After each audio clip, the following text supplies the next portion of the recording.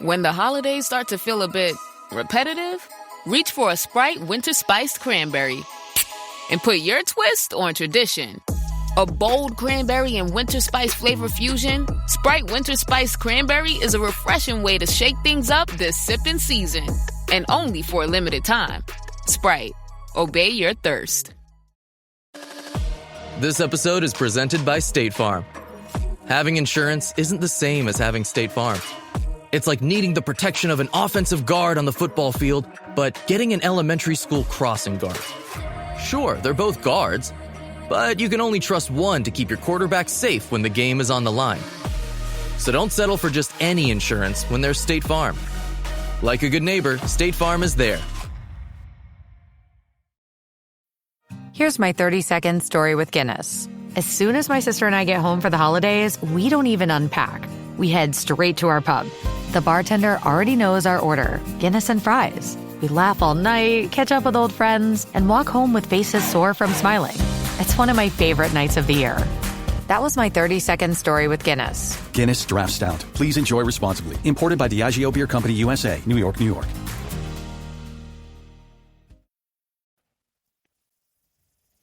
I'm Gary Birtles, one of the old gits from a long time ago. You've got to tune into Tricky Talks, I believe, so just do it. All the best.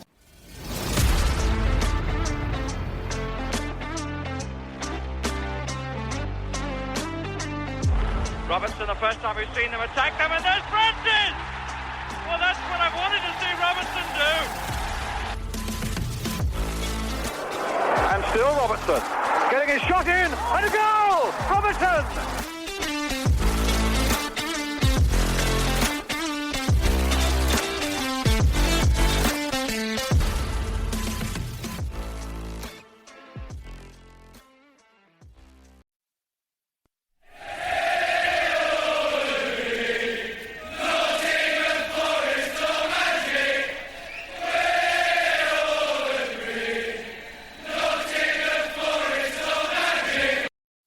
Hello, welcome along to the Tricky Talks podcast, where it's been an excellent 4 days for Forest with back-to-back wins against Utrecht and Spurs.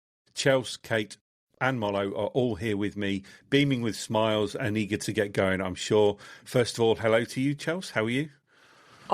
Brilliant. Absolutely brilliant. That win yesterday was just, what a day for me to have off work to watch a game like that. So I am absolutely buzzing. Excellent. And hello again to you as well, Kate. Nice to see you yesterday, because we sat next to each other to watch the game, didn't we? We did. You and Danny seem to be a little bit lucky. I've told my boys that's it. The tickets have gone. They can watch it at home from now on. Excellent. We'll take you up on that offer then, for sure. And last but not least, Mollo, good to see you as well yesterday. Good to catch up, and I'm assuming, I didn't check, you were wearing your lucky pants because we got the result we needed again. Yeah, all good. I can confirm I was indeed. You know, you mustn't wash the magic out of them. I keep saying that. No. Just deal with the smell. Well, let's hope the magic doesn't get washed out of Forest, actually, Mollo, because, as I said earlier, did you like that little segue there? It was a great 4 days with back-to-back wins in Utrecht and Spurs. Now, I know we didn't record a podcast in the immediate aftermath of that win in Utrecht due to logistical reasons, but let's just touch on what it means to the club in terms of the way forward now, with 2 good wins in 4 days, different kinds of wins, but both with their own importance. So we'll start with you then, Mollo. Obviously, you were there in Utrecht. And what does it mean having won those 2 games now on the back of a really poor performance away at Everton? I think the old bounce back ability thing is important, but I think it shows now twice we can do it. We've got the squad. Sean Dyche has got the squad rotating. He's got it working, people playing. They might not miss a whole game, but they might play a limited number of minutes and then have an impact in the next game and vice versa. He's nailed it this week, can't complain. I watched the whole Utrecht game back this morning and then followed by the Spurs game as well to do my preparation. I'm not going to lie, mainly the Utrecht game if we were going to mention it, just because up until about yesterday I still had Grolsch and strong Dutch beer running through my veins, I think. But really, really pleasing. And it shows what we can do now. We're using that squad and it's only going to get better with the return of certain players that I'm sure you'll touch on later. Yeah, and I know, Kate, you were there in Utrecht as well, and we were talking yesterday, weren't we, on the way out of the game, stay at the ground at the end, that it's important not to get carried away following a loss and a defeat, isn't it? Because people were too quick to go on a downer after that Everton performance. But like Mollo said, it's quickly turned around, hasn't it? And I think people just need to step back after each result or not get too carried away with the outcome, because it's the long-term game that's in play now, not necessarily how you perform on a game-by-game basis. That's what we talked about, wasn't it, yesterday, Kate? It was, although it's kind of easier said than done, that, isn't it? Because particularly the Utrecht game, my God, it was up and down and up and down, and we got in there and we were all singing and we were all happy and we were all feeling dead positive, and then we went 1-0 up and it was like, yeah, everybody's absolutely hammering it, and the atmosphere was incredible in Utrecht, absolutely incredible. And I really want to mention that because we have spoken a little bit about the atmosphere not being great, both in the City Ground and in away days in the Premier League. Utrecht absolutely nailed it. And then, of course, they got one back, and then everybody's like, oh, no, what's going to happen now? And we've come all this way, and we were going to win. And then we got another one, and we're like, yeah! So, as much as I appreciate what you're saying there, Simon, I'm not sure that I have perfected that part yet. So, and Chelsea, obviously we didn't go to Utrecht, but we watched the games on TV, and they put in a different kind of performance in both games. One was a win that they thoroughly deserved against Spurs, which we'll come on to in detail in a sec, but the other one was a much-needed away win in Europe, because it puts them in a really good spot to qualify in some form for the next knockout stage, doesn't it? Yeah, I think it's just nice seeing what we are capable of in two different leagues, playing with two quite different squads as well, knowing that we have got, the players necessary. Not again, we've had injuries before in the past, like in the first season, where your squad is so narrow and you're relying on players just to keep holding on with fitness and not getting any injuries, whereas now we have got a wider squad, and knowing that they are capable and they can match each other's capabilities in two very different leagues, and it's just really nice. It's just a really nice feeling, just knowing that they've won in Europe, and then now they've won in the Premier League back to back. Just seeing what we are capable of with the right manager and the right kind of arm around the mould. It just sees what we can achieve, and it's just brilliant. It's just great to be a Forest fan, isn't it? It always is, regardless win, lose or draw, to be fair. Always great to be a Forest fan. But let's get on to Spurs then. And when having a think about what we could talk about today, one of the questions I posed was the performance for the Spurs the best overall performance of the season so far? We've seen them display it the first half against Brentford, or maybe a bit longer than that, potentially Real Betis the first half, Liverpool away, of course, to name a few. But was the Spurs game the best overall performance? I'd quite like to have a discussion about that, so feel free to chip in whenever you want, but we'll start with you, Mollo. What are your thoughts on that? Because it was exceptional yesterday, wasn't it? It's the first probably 90, well, can't call it 90 minutes anymore, but first whistle to last whistle, dominant performance I can remember in the Premier League, if you don't count that weird Brighton game where we hit them on the break 7 times, well, beautifully on the break 7 times. We dominated them from start to finish. When they had the ball, they looked absolutely no threat. So I'd have to say, in terms of a Premier League game, I think, yes, it was, because we were so dominant. The only disappointing thing was it should have been maybe 6 or 7, not just 3. Oh dear. But no, genuinely, it could easily have been 6. We were doing that thing, weren't we, after about however long it was, 25, 30 minutes before the first goal, saying, this is a worry. We're all over them. We've had 2 fantastic chances in particular with the headers, and we're still only... How many times have we seen this before, where the other team then gets something, kind of like that Sunderland game with that, let's not talk about that manager, but it just didn't happen. We just went and just created chance after chance after chance. The back four were absolutely imperious, which, to be fair, it was built upon. That you've got to give, Sean Dyche absolutely right. If you keep that back door shut, nothing's coming through. The new keeper was barely troubled, and what little he had to do, he did really, really well. I say new keeper, you know what I mean?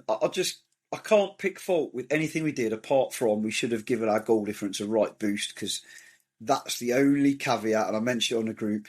Tottenham were so poor. I don't just mean poor in quality.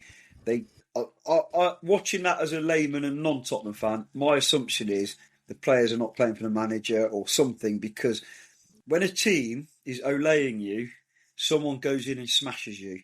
And for 5 minutes, nobody did until that Porro did something, which, fair play, although it was crap, he did that. Yes, we made them look bad. We played some amazing football. I'm not knocking that. But equally, and you can only beat what's in front of you, but it was almost like a training game to them. They weren't putting in, they put in some stupid fouls. They didn't put in tackles. They didn't pressure us. They didn't do anything. They were so bad. And we were saying at half time, he's going to change something now, isn't he? Like, because we're dominating them so much, especially in that middle of midfield where our two midfielders were both absolutely destroyed them. So yeah, overall, the best we've played in the Premier League in terms of the actual dominance of the performance. Obviously, you can't compare that to winning at Anfield last season against it's a different type of win, but certainly in terms of pure football, and dare I say, pure Dyche ball, zipping the ball around beautifully, short and long sometimes. It was beautiful to watch at times, wasn't it? And it could have been, they couldn't have complained if it was 6 or 8-0. I think one of the things that really stuck out for me was the tempo. So when you said, we had those chances at the beginning, but we didn't score them. And what has tended to happen in previous games is we've done exactly that. We've had a period of time where we've dominated, where we've come forward, where we've got into good areas, we've created some chances, we haven't scored them, and then that's just sort of died away. I just kept thinking, if we can just keep up the tempo, if we can just keep these levels as they are, then this is going to be great. And we did. And we did even after we'd scored. We didn't sit back and go, well, we'll defend the 1-0 or we'll defend the 2-0. We just kept at them.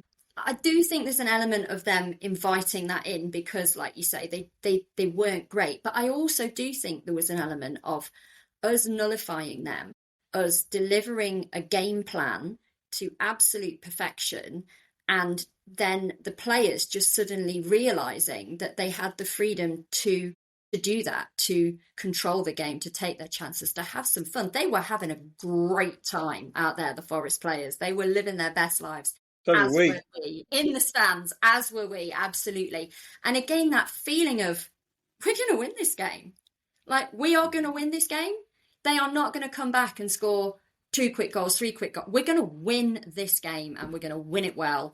And against Spurs, that was just absolutely mega. What a great day. You mentioned there, Kate, about having tempo, and that tempo was there from the first minute or two, wasn't it? It was obvious. And I'm speculating, and I've got a theory in that I know they swapped ends, didn't they, and attacked the Trent end in the first half. And I wonder if that was a deliberate thing, because previously, after European games, they've traditionally come out slow and sluggish. Leeds was part an exception because they won the game, but they did go behind in that. Yeah.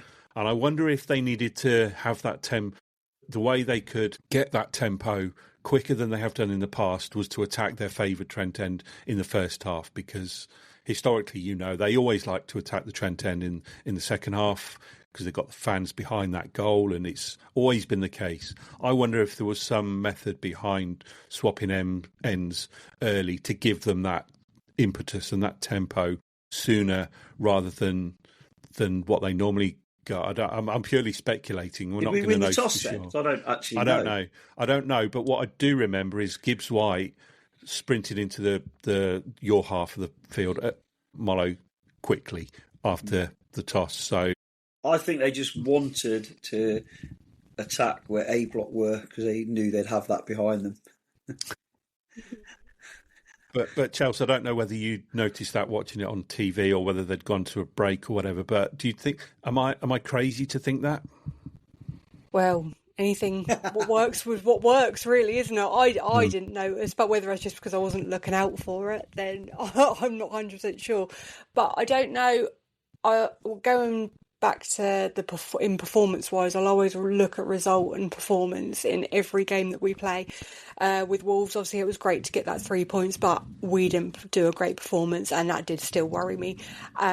We had both yesterday, and we just looked so compact. The balance was completely right. Everybody had their role. Everyone performed phenomenally well. And I don't know about you, but having Hudson-Odoi and Hutchinson, to me, the outlet from both of them was absolutely fantastic. And that's what you need. And the 3-1 win that we had Brentford earlier, that was back in August, that was the best performance I think we'd said. But I do think that this tops it in terms of, if you'd like to call it, playing a top 6, because really, as they say. Bottom 4, weren't they? Bottom 4. But I think one thing to take away from that is how confident everyone was. And we haven't seen that in how many months. And it's so nice to see. No, go ahead. No, I think in my car, or not my car, Gemma's car, relatively quickly after the game for some reason, and I heard the Sean Dyche interview when we were just getting home, sat in the car, and he used a word, and I think you've hit possibly onto something there, Simon, but not the way you think you had. I think we chose to kick off to make sure we had possession, and Spurs tried to upset the apple cart, let's kick the other way. Like if you go to Anfield, the whole kick against the Wars of Cop second half thing that they do. So I think maybe Spurs thought they would try and upset the apple cart, because they've got plenty of players like that, haven't they, that try to upset any old apple cart. And I think the thing was, all the stuff you'd heard from their manager was they were going to be on the front foot, blah, blah, blah. And Sean Dyche used a word that I think Kate kind of said the whole thing as well there, and it summed up in one word. We were relentless. Yeah. Absolutely relentless. And he used it in a different way. He was talking about how he wants his players to be relentless. That's why he's getting a fitness up, etc., etc. Good habits, it becomes a habit, relentless. And we were. Tottenham, they had nothing to hurt us. Kudos, we know he's not a bad player. He got nothing, did he? He had no service.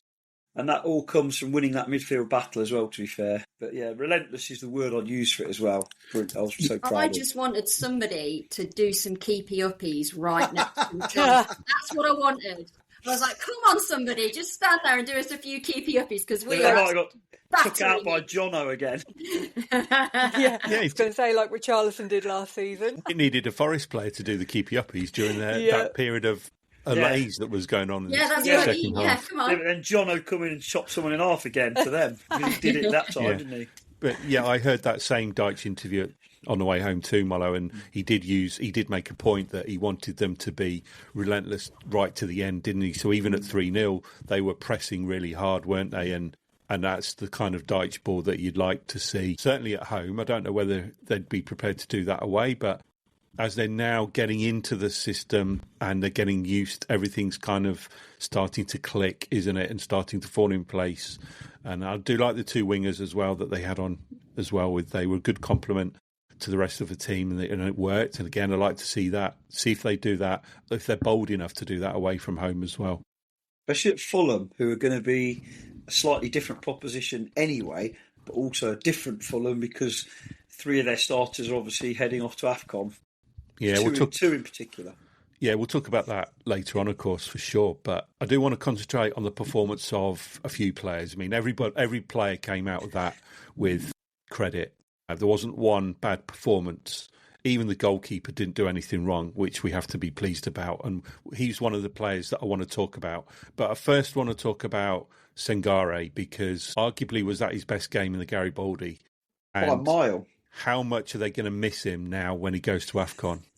It's a tough one. I'll go on this because I've been his biggest, harshest critic. And I've had some, as you know, I'm not working today, so I've been watching loads of football and getting on a few things keep coming up on my feed, some Spurs sites. I've had a bit of fun there. But I've been talking to a couple of guys I know about Sangare. And to sum it up for me, it was by far his best game.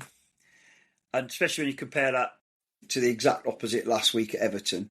Everything he showed us in flashes, or half a game here and half a game there, or his defensive performance at Liverpool, it suddenly all came together. And the phrase I used, and I may have used it on the group, is he finally And I don't care what anyone says about, he's been better this season. I get that he's been better this season, but he finally, for the first time, looked like that number 6 we've been needing for a number of years, and the one we thought we were buying when we bought him. And how much we miss him is a strange question in a way, isn't it? Because on that performance, any team would miss him. For the game, I sort of was a bit, I would rather have seen Dominguez or Luis starting. Not because, we know why, because he is Forrest in a way. He's so inconsistent this season since he's been a bit better. But to answer your question, it's by an absolute mile his best game. And what he's got to do now when he returns, and touch wood, fit and healthy, no diseases, no injuries, is carry on. And no one's going to play at that level every game. That's not what I mean. But get close to that level more consistently, rather than having a game where he's just a waste of a shirt and we lose the game in midfield where the game is won and lost, and then a game 2 or 3 later where he does, well, he's never done quite that before, but where he plays at somewhere near that level.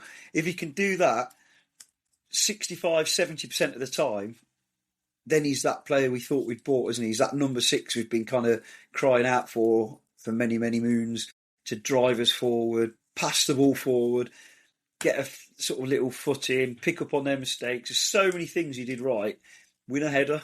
Not that the ball was in the air much, to be fair, because we just passed it around, didn't we?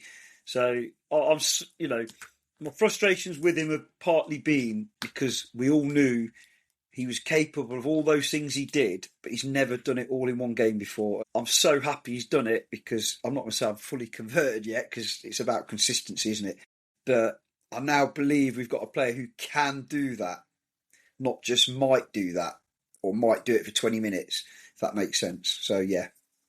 In Walmart's Huluville, time was ticking away. Only a few nights left till the big holiday. But last-minute gifters had no need to worry. Walmart Express Delivery got their gifts in a hurry. From Nintendo to Nespresso and Lego Flowers, they could check off their lists in as fast as an hour.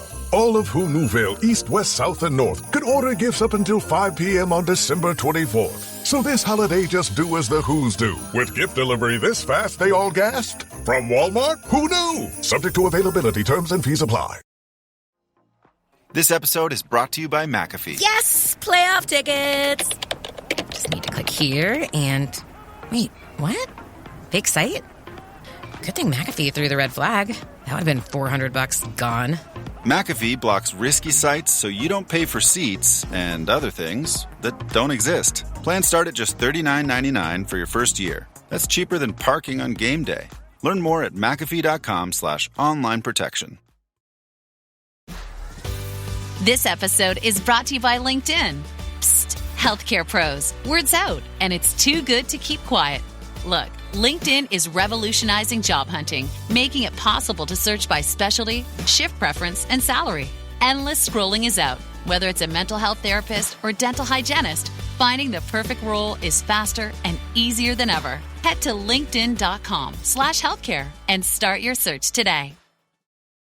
And all of a sudden, he's been taken out of the team, Kate, due to AFCON, and we're having to think about replacements, which that in itself is a bit of an issue, because you have Ryan Yates, who's going to be out until January. You have Dominguez, who's now picked up a knock. You have Douglas Luiz coming back from injury, albeit he's a different type of player. But it does make the absence of Sangare even more prominent now, doesn't it, in that first 11? It does. Although Douglas Luiz would seem to be the most likely person to step in, I think, and I suppose it coinciding with him potentially finding some level of fitness, we could say, is a positive. And before this game, let's be honest, if we were saying, should we start Douglas Luiz or should we start Sangare, I think most of us would be saying Douglas Luiz. So, but what he has done is he has put down his marker, hasn't he? And he has said, okay, so I'm going to go to AFCON now, but when I come back, you've got to be better than that, or I'm stepping straight back in, is how I feel about it. And yeah, he was absolutely immense yesterday. So yeah, well done, Sangare. See, I'm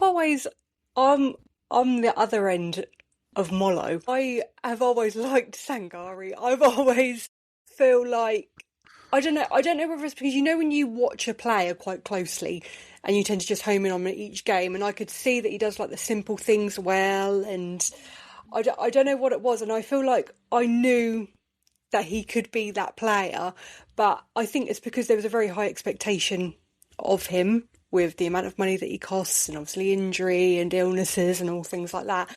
But he just seems to be this mop-up kind of player. He tidies everything up. And you watch, no one tackles him. Don't know why, but he just doesn't. I'd rather start him over Douglas Luiz. I don't think Douglas Luiz is a bad midfielder, but if I did have the choice, I would pick Sangare. You probably then were dead chuffed when he scored, weren't you, Chelsea? Let's talk about that goal, because it was a terrific strike. And I said earlier, I was sat next to Kate and saw the ball hit the post, but didn't actually realise at first it had gone in, because the row in front all stood up.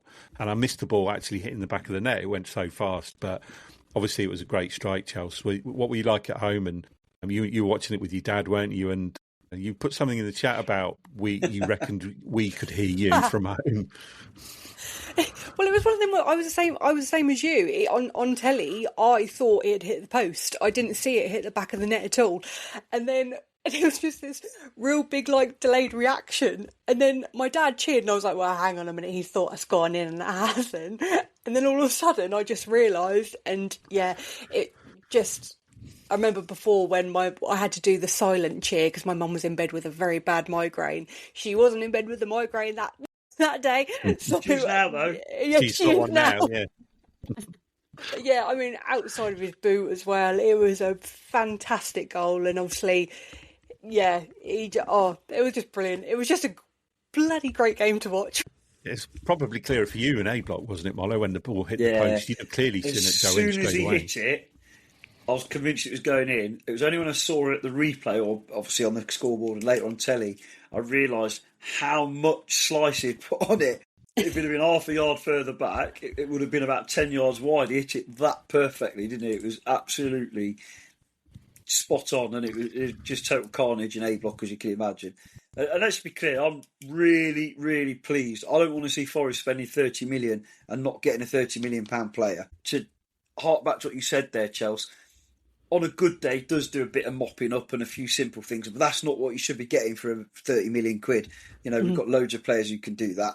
It is what he did. I'm not talking about the goals or the assists either. I mean, it was his first thought seemed to be passing through the lines into someone like Anderson or Gibbs-White, or even into Jesus, who was magnificent as well. So I think that's the difference. He can get us up the pitch with quality. All this stuff about Dyche ball that you hear from other people and long ball, that was like 20-yard bullet passes along the floor, which Gibbs, White and co have got such a good touch, and they had to because they were great passes into them. So, yeah, that was what I meant about not think. It's hard. He used to caught in possession too much before recently as well. But anyway, that's going back. As soon as he hit it, I knew it was a goal. So in the future, Mollo might want to dance with Sangare. You never know, people. No one wants to dance with me for anything, trust me. Two left feet.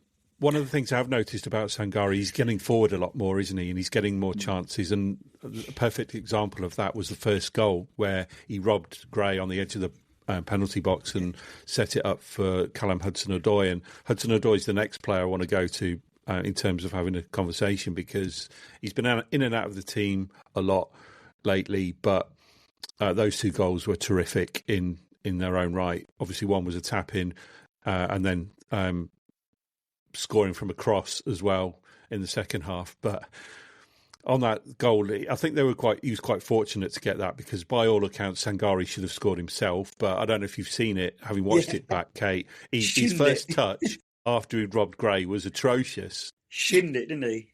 Yeah, and he just happened to get it across to Hudson-Odoi to finish. But so let's talk about Callum Hudson-Odoi then, because he put in another great performance down that left-hand side. And I really like looking at him in the first half when he was near us, when he was doing all those little triangles with Williams and Anderson and Sangare, to be fair. And it was great to watch. I know that's what they're paid for, but to see it firsthand, you could see from that early tempo, Kate, he did look to be on form. He absolutely did. And I think I loved seeing his name on the team sheet when it came out that he was starting. I was looking for that. I was waiting for it. So I did have a feeling that it was going to be his day and that the game was going to really suit him. And we never knew, that Spurs were going to wrap it up in a nice Christmas bow for us. But it did suit him. And that, again, coming back to the tempo and the way that we controlled the game, they were just given that freedom. He was given that freedom to do his thing, and he did it to absolute perfection. And, I think we both stood there, didn't we, when he scored the, was it a shot, was it a cross goal? His tip of the cap to Jack Colback moment. Yeah. We both just kind of stood there, didn't we, Simon? Like open mouth. Like, it took us a couple of beats before we started going, yeah, because it was just like, what was that? Oh my God. And it was the same, I did another moment of spontaneous cheering because I also watched the game back today because I've also not been back at work. So I sat wrapping my Christmas presents, had it back on. And when it went in, even though I knew it was coming, I was still like that, dropping my wrapping paper going, yeah, because it's just absolute class, absolute brilliant footballing moment. And, I was looking at it and it was both of them, Sangare and Callum Hudson-Odoi. It was either the goal or the assist on each of those moments. And, I think Callum Hudson-Odoi got man of the match in the ground, didn't he? And that's hard to argue with, but there is obviously also a case, I know we'll come to it, to Sangare. And to be fair, Igor Jesus as well, who I know he didn't get the goal, but he put a proper shift in, and he took a lot of fouls and he ran those channels, and he was great. So yeah, it just worked, didn't it? It just all just worked. Yeah. And it was definitely a cross, wasn't it, Chelsea? When will players, right? I don't care if that was me and I meant a cross and shot. I would have gone, yeah, of course it was a shot. Of course it was. Of course I'm that good. He more or less did, didn't he, on Match Day? He said he laughed as it was a shot cross. Cross. Yeah, he was taking a mick, wasn't he? Yeah. Definitely. It was... Sorry, can I just add a centre forward as you once were, Simon? I think still am. Yeah, but a lot slower pace. You've got to I can't think of the right word. Not degenerate his first goal because he's the left winger who got into that position on the right hand side of the box. That's an awareness and a natural thing that you look for in a striker a lot of the time. And he made, because if he hadn't have done that, Sangare's game, because we know what he can be like sometimes mentally, could have just flopped if he'd have messed that up. But luckily he was in that right position, so Sangare managed to scoop it to the right, which I didn't realise. I watched it on telly, to be fair. I just thought, wow, that was a great assist.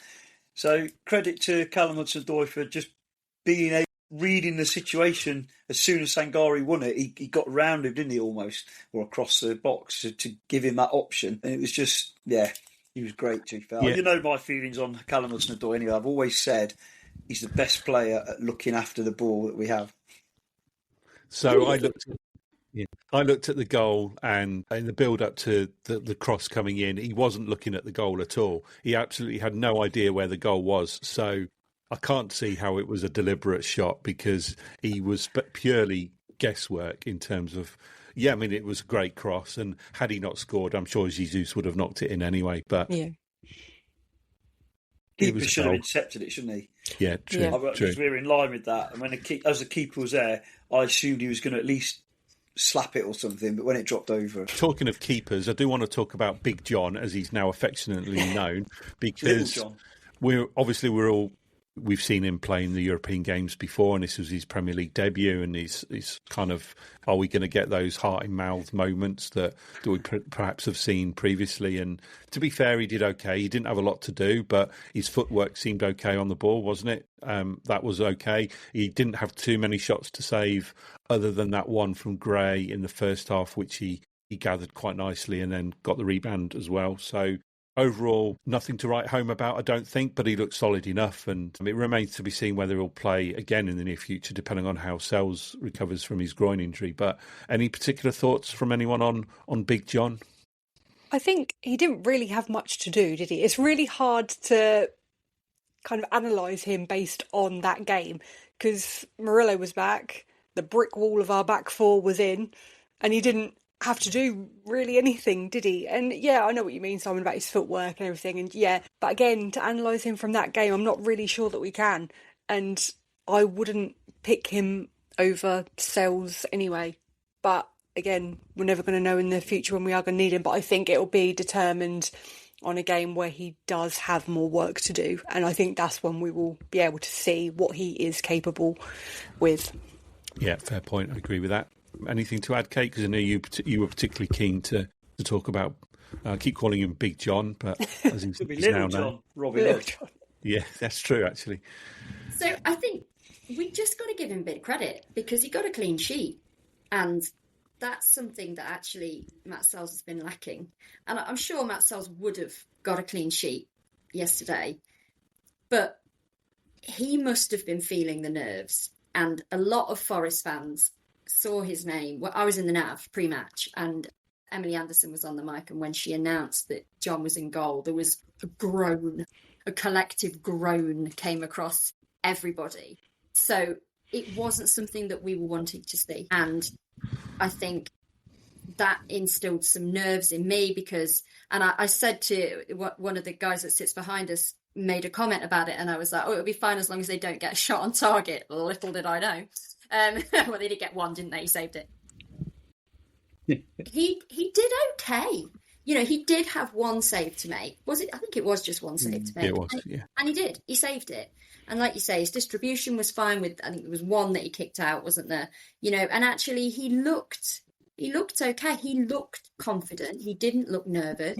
And I also feel that the players didn't look nervous of him. You know, yeah, the defence were absolutely solid, but you didn't feel like they were compensating for him at any point, which you do see and you can see sometimes. So I think all round, we've got to give him credit for a clean sheet, and we've got to say that if he is in the starting lineup against Fulham, let's try not to panic too much. Let's just hope that that is the start of him becoming a decent option as a second keeper. I thought he dominated his box pretty well as well. I know he didn't have many crosses to deal with, but the ones he had to deal with, he dealt with really comfortably. Got good distance on the punch when he was under a lot of pressure. Didn't have the old Weetabix wrists that we've seen too much of this season. I thought he was faultless, wasn't he? I think Kate's nailed it there. But so has Chelsea in that it's hard to judge him overall, and it's only one game, but he did absolutely nothing wrong and was faultless. The one shot that was on target, it was in the corner actually at the time, I thought it'll save that easy. But when I saw it back on TV, I was like, that was a harder save than it looked. And he's about 7'8", isn't he? So to get into that corner was pretty good going. I do want to give him some credit for his communication, because being so low down where Kate normally sits, and apologies if you can hear a dog in the background, but somebody's just knocked on my door and he's going mental for me to open it. But postman. He's saying he likes John, that's what it is. Yeah, he does. But I do want to give him credit for his communication, as I say, because sitting low down, you can hear the players talk and shout a lot more. And in the second half, he was talking to his defence quite a lot because you could hear him shout. So from that perspective, his communication skills are up there. And given the fact he's not speaking the native language either, albeit he probably could communicate with Murillo better than the rest of the back four, I certainly thought he did all right on that basis. Quite an experienced keeper as well, let's not forget. He's not like the previous Brazilian we had who'd been a second keeper. So we talked about Big John. I also want to mention the ref as well, very briefly. Don't want to give him too much airtime, but it wasn't a great performance by the ref, who was the same one that gave that corner at Bournemouth. Another couple of dodgy decisions, weren't they, Kate? Thankfully, it didn't affect the overall result, but yeah, it wasn't a great performance by him. It wasn't, and I think that we made our feelings very clear about how we were judging his performance at half-time when they came off. It was Jesus for me was the big one. Like, I mean, how many more fouls were they going to inflict upon him before he got out a yellow card or just gave us something? It just felt like, come on, how are you not seeing this? And then he gave a goal kick when it was a corner, which was just, again, just your fundamental errors. And I do think he maybe was slightly better in the second half. So maybe he heard the boos as he came off and thought, maybe I do need to have a little bit of a look at myself, or maybe that's me being kind. But yeah, if it had have affected the result, I think it would be a much bigger conversation. But yeah, he didn't know what he was doing, I believe. I don't know whether you've been on the stadium tour, but I've been on it, and they took us into the referee's dressing room, and they were explaining, the tour guide, about how they give all the luxuries to the officials to make them feel like the City Ground is a nice place to come and referee, and they're going to make to feel welcome, they're going to make to feel comfortable. They can have all the luxuries they want, and it's almost like psychologically, would that have an impact on the performance of the ref in terms of being slightly in favour of the home team? And that's what the story the tour guide said, is that it's not a deliberate bribery attempt, clearly, but it's psychological. You make them feel warm and you make them feel welcome, but it clearly didn't work on this occasion, I don't think. I think he was terrible for both teams, to be fair. I thought he was just an awful referee.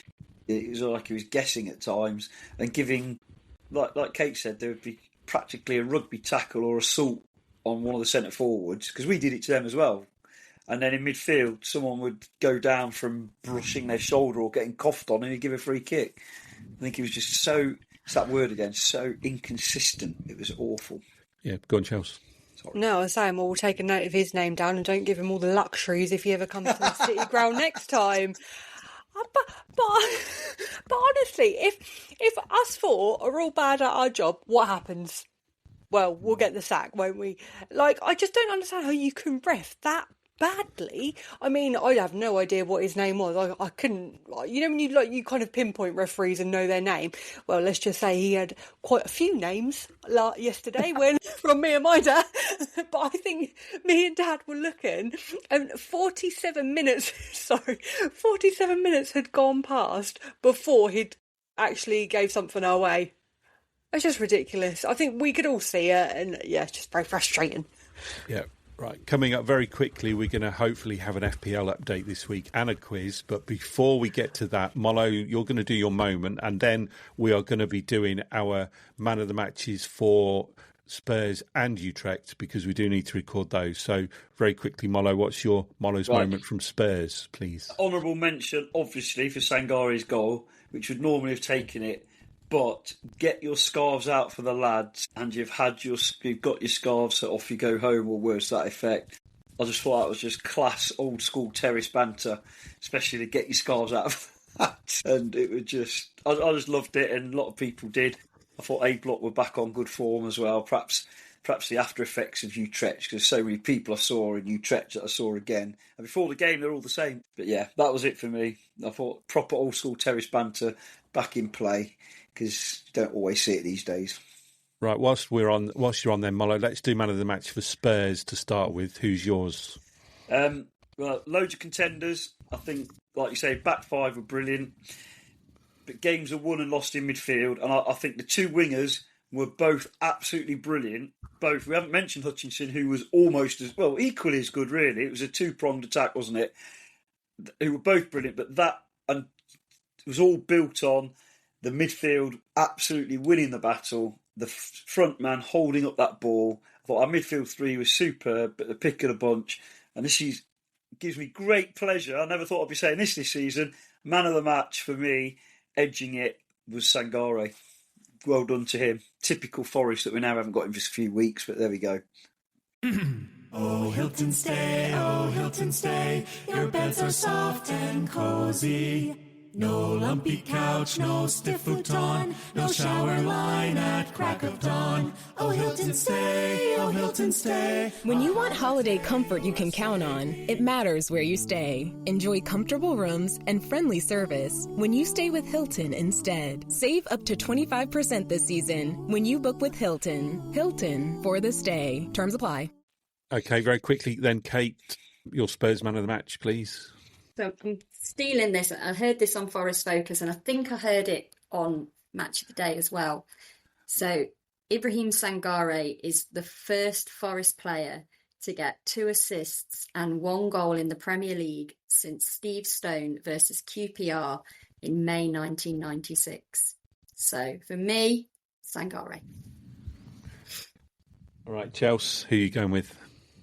It was difficult, Hudson-Odoi or Sangare, but I am going to go with Hudson-Odoi, scoring a hell of a goal like he did. Shot cross. Yeah, I can't look further than Sangare either. I think he thoroughly deserved it. Like you say, Mollo, it's a shame he's now departing, but let's hope he makes an early return from AFCON, of course. So I'm going to go Sangare. You're going to get all the complaints from, is it Ivory Coast? Well, I wouldn't mind that at all, because at least it means they're listening. So, Ivory Coast listeners, I apologise on behalf of Simon. Yeah, we are truly global, actually. We do have listeners spread all over the world. I can't say we have any in the Ivory Coast, though, so there's always a first time. Okay, let's very quickly, name only for Utrecht Man of the Match. I'm going to go for Callum Hudson-Odoi for my Utrecht Man of the Match. Mollo, who are you going for? Dominguez. Another one for Dominguez. Hat-trick for Dominguez. Oh, 3 for Dominguez. Okay, he's not had any Man of the Match votes, I don't think, this season so far. He has been injured for most of it in his defence. Yeah. He was an absolute engine in Utrecht. There's no Which other is word for it. why I thought he might have started. Ironic, but isn't it great we've got competition when they're all back from wherever they're all going off to? Right. Let's have an FPL update from you, Chelsea, shall we? Yes. Shall we have one quickly? I'll do a very quick one. So, Mollo, you're down to 11th. I know. You're 42 points. But you have also got Mbuemo in your team. So, and he's not back, is he? So I don't know who's going to come in for you, because I'm in the exact same boat. So Gravenberch is going to come in for me with an extra 5 points. But 63 points. I didn't do too badly this week. I was quite chuffed with myself. That actually made it into the 60s. Kate, you're down to 26th. Sorry, I'm busy Googling. I can't discuss this. You got 46 points, so you did do well on points anyway. And then Simon, 5th place. 71 points with your bench boost. But the thing is, the people on your bench didn't even boost you that much anyway. No, they didn't at all. No. So you had Saka as captain, 22 points. Foden. What was that, Mollo? Oh, sorry. No. Then Foden were 11. Haaland then got you 13. Who's put Foden in? Well, I've got Foden, and so shout. Simon. Oh, have you as well, Kate? Very nice. But I do just want to say... I was robbed by the clock, to be fair. But I do just want to quickly say to everybody as well, remember to use all of your chips before the game week 19 deadline, otherwise you do lose them. So just remember. Mollo's probably just realised that Mbuemo is actually going to be available for Man United against Bournemouth after all, so he's not missing that game. Yes, just got an alert on my phone. Handy. Talking of alerts on my phone, I just got another one from Google saying Thomas Frank is favourite to be the next Premier League manager to be sacked. Interestingly enough. Right, anything more on FPL, Chelsea? Just, your brother will be very happy, Simon, and I will give him a mention because he is now not a bottom of the league. So I did just want to point that out there. We have a new loser with FC No Chance, he's actually called himself, Stephen Brown. Does anybody know him? Yeah. Welsh Steve from Door. Welsh Steve, you're rubbish. And then at the top is still my cousin, Jack Harrell, with 986 points overall. It's ridiculous. Wow. But anyway, enough about him. So don't worry, Welsh Steve. The way I'm going, I'll be down there with you soon. Yeah, last week said that my brother David was bottom of the league, and I hadn't told him that you'd got an announcement, you'd mentioned him, and he actually watched the show on YouTube. So, folks, we're now on YouTube, so check us out there if you want to watch us do the pod as opposed to listen. So he watched it, and he absolutely killed himself laughing when he found out that he was bottom, because he didn't know either. So that was hilarious. He did send me lots of laughing face emojis when he heard, and I knew exactly what he was talking about. So that was good. Right, okay, very, very quickly then, because we're approaching 50 minutes, let's talk briefly about our next game at Fulham, which is 8 days away from Spurs. Plenty of time to rest. Plenty of time to recharge their batteries. Fulham currently on 13th place on 20 points. So over the last 6, they've won 3 and lost 3. Is it a good time to play them? As you said earlier, Mollo, they're looking to... they've gone losing 3 players to AFCON, 3 starting 11 players as well, by all accounts. Is it a good time to play them, do you think? Maybe. We'll see. It's a tough one. Basson has been superb for them, hasn't he? And obviously, what's his face in midfield has been very good. But the lad they've got on loan from Milan has been on fire lately. I didn't realise that until this weekend when I saw he wasn't going to be there and I looked up his stats. So probably there are definitely worse times to play them, I'll put it that way, but I'm not counting my chickens because they've got some very, very good players not going to AFCON that can come in if they're fit. Like we've seen them play against us before, we know how good they are. And Traore absolutely destroyed us at their place last year, didn't he? So he'll be champing at the bit to get that right wing slot back, I assume. Yeah, and Harry Wilson, Kate, is another player who's well in form at the moment for Fulham, and he's a very popular FPL pick at the moment as well, I believe, and didn't get him in my team, but he seems to be doing really well for them. Well, if he's popular in FPL, I clearly know nothing about him. No. Say you refuse to pick him because he used to play for Derby. So I do feel this is a good time to go there. We are coming, dare we say, to a bit of form. We're starting to get some players back.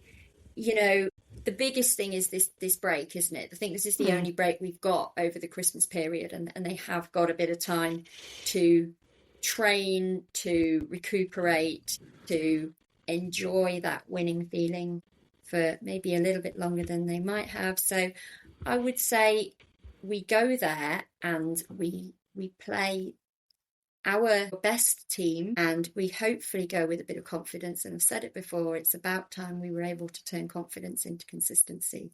So maybe that starts next week. And there's a massive incentive, isn't there, Chelsea? Because if they beat Bournemouth, if they beat Fulham, they go above Fulham in the league table because they're only 2 points ahead. So that's a massive incentive, isn't it, to take into Christmas if they can somehow pull out a win. Well, that's what I was looking at. It's not about us just gaining 3 points. It's taking 3 points, 2 points away from other teams. I was just having a little look at the table at Fulham's last 5 games. So they have won 3, lost 2, which is exactly the same as us. So, I mean, I think this is a good time to play them. And like you said, with the points, 2 points between us, we win this, we go above them, and then that, I feel like, I don't want to jinx it, but I do want to say it as well. I feel like we are now picking up that momentum of winning games. And, yeah, I feel confident that we can beat them. I watched that game against City the other week where they lost 5-4 at home, of course, and it was a really good game for goals, of course. And I thought, which Fulham's going to show up? Is it going to be the Fulham that lets in 5, or is it going to be the Fulham that pulls it back and scores 4? So Forest going to show up. Yeah, exactly. And you know what? If it ends up being 5-4 to Forest, then we're in for a treat, aren't we? So, incidentally, I was trying to think about this earlier. Does anyone remember when the last 5-4 game was for Forest? Remember? Yeah, I was going to say, I remember Villa Forest was 5-5, but the 5-4 one was where Coventry went 4-0 up. Clough got a really quick hat-trick to pull it back, and it ended up being 4-4 before Coventry scrambled a winner in the League Cup. I do remember listening to that one on the radio. Were you there, Mollo? Yeah. I remember just the joy of getting back to 4-2, 4-3, 4-4, rubbing it in, going nuts and thinking, that's it now, we're going to go on and win, especially with the sort of team we had back then. And then they won. I just always remember Terry Butcher, their manager's interview afterwards, like when I watched it on the highlights later, saying, or it might have been on the radio on the way home, but he was so calm. He said, yeah, there was I've always felt we could get the winner when it got back to 4-4. And I thought, what a liar. Was that when Forest were the holders of the Cup as well? Yes. It was our first defeat for something like nearly 3 years, wasn't it? Yeah, it was, yeah. Right, very quickly, score predictions, Mollo, for Fulham away. 2-1 Fulham. Chelsea? 2-1 Forest. Kate? Yeah, 2-1 Forest. I'm going for 2-2. I think should be hopefully a good game. I'm gonna go for a 2-2. Take that. Right, that's it from us. We shall return after the Fulham game with a review of that, and look forward to the game in a busy Christmas period against Man City and Everton, I believe. So games are coming thick and fast. We'll be there with you along the way to bring you as much of the action as possible in terms of reviewing the games. And don't forget to check us out, as I said earlier, on YouTube. So if you fancy watching us You can now see us in all our glory each and every week. So thanks again for listening, and bye for now.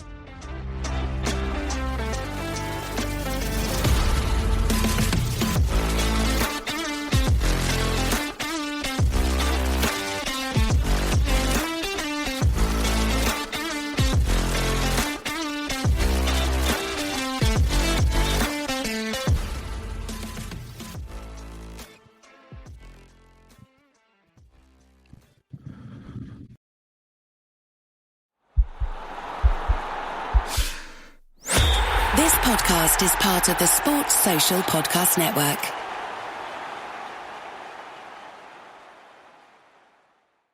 AI agents are everywhere, automating tasks and making decisions at machine speed. But agents make mistakes. Just one rogue agent can do big damage before you even notice. Rubrik Agent Cloud is the only platform that helps you monitor agents, set guardrails, and rewind mistakes, so you can unleash agents, not risk. Accelerate your AI transformation at Rubrik.com. That's RUBRIK.com.